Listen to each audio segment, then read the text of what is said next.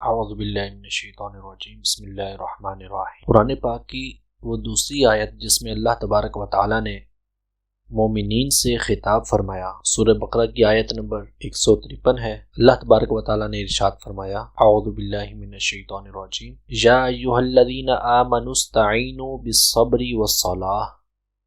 ان اللہ مع الصابرین۔ اے ایمان والو، مدد چاہو صبر اور نماز سے، بے شک اللہ صبر کرنے والوں کے ساتھ ہے۔ یہ آیہ کریمہ ہمیں غمی میں، مصیبتوں میں، پریشانیوں میں، تکالیف میں صبر کرنے کا درس دے رہی ہے، اور قرآن پاک نسخہ کیمیا عطا کر رہا ہے کہ اہل ایمان پر جب کوئی مصیبت آئے، کوئی پریشانی آئے تو انہیں کیا کرنا ہے۔ اللہ تبارک و تعالی اپنے بندوں کو، ایمان والوں کو کئی طریقے سے آزماتا ہے، کبھی دشمن کے خوف سے، کبھی بھوک میں مبتلا کر کے، کبھی معاشی کمزوریوں سے، کبھی مال و دولت میں نقصان کے ذریعے سے، کبھی اولاد کے نقصان کے ذریعے سے، کبھی کسی جان کے نقصان کے ذریعے سے، کبھی قدرتی آفات آتی ہیں، سیلاب آ گیا، طوفان آ گئے، کوئی اور آفات آ گئی، بیماریاں آ گئیں، پریشانیاں آ گئیں، تو اللہ تبارک و تعالی اپنے بندوں کو آزماتا ہے۔ جب اللہ تبارک و تعالی کی طرف سے کوئی آزمائش آئے تو ہمیں کیسا رہنا ہے، ہمیں کیا کرنا ہے، وہ اللہ تبارک و تعالی نے اس آیہ کریمہ میں ارشاد فرمایا کہ اے ایمان والو، نماز اور صبر سے مدد چاہو، اللہ تبارک و تعالی صبر کرنے والوں کے ساتھ ہے۔ استعانت کا مطلب ہے مدد چاہنا۔ انسان اپنی دینی زندگی میں دنیاوی، روحانی، جسمانی ہر شعبے میں، حتیٰ کہ مرنے کے بعد بھی وہ مدد کا محتاج ہے، اور ہمارا ایمان ہے، عقیدہ ہے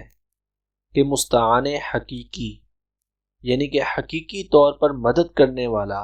صرف اور صرف اللہ تبارک و تعالی ہے۔ سورہ فاتحہ میں بھی ہم اعلان کرتے ہیں، ایاک نعبد و ایاک نستعین، اے باری تعالی ہم صرف تیری عبادت کرتے ہیں اور ہم صرف تجھ ہی سے مدد چاہتے ہیں۔ تو مستعان حقیقی مدد کرنے والا صرف اللہ تبارک و تعالی ہے، تو اسی لیے اس نے فرمایا کہ مدد چاہو صبر کے ذریعے سے، یعنی کہ صبر رکھو جو اللہ تبارک و تعالی کی طرف سے آزمائش آئی ہے، والصلاۃ، اور نماز پڑھو، ان اللہ مع الصابرین، جب تم صبر رکھو گے اس آزمائش پر، اس تکلیف پر، اس پریشانی پر، تو اللہ تمہارے ساتھ ہوگا، اللہ صبر کرنے والوں کے ساتھ ہوگا۔ تو گویا یہ بھی کہ صبر کر کے انڈائریکٹلی اللہ تبارک و تعالی سے ہی استعانت ہے، اللہ تبارک و تعالی ہی مدد فرماتا ہے، بشرطے کہ انسان صبر رکھے، اللہ صبر کرنے والوں کے ساتھ ہے۔ صبر کا کیا معنی ہے؟ صبر کا معنی ہے روکنا، اپنے نفس کو، اپنی ذات کو ان تمام باتوں سے، ان تمام چیزوں سے روکنا جو اللہ تبارک و تعالیٰ کی مرضی کے خلاف ہوں۔ عام طور پہ ہمارے ہاں صبر کہا جاتا ہے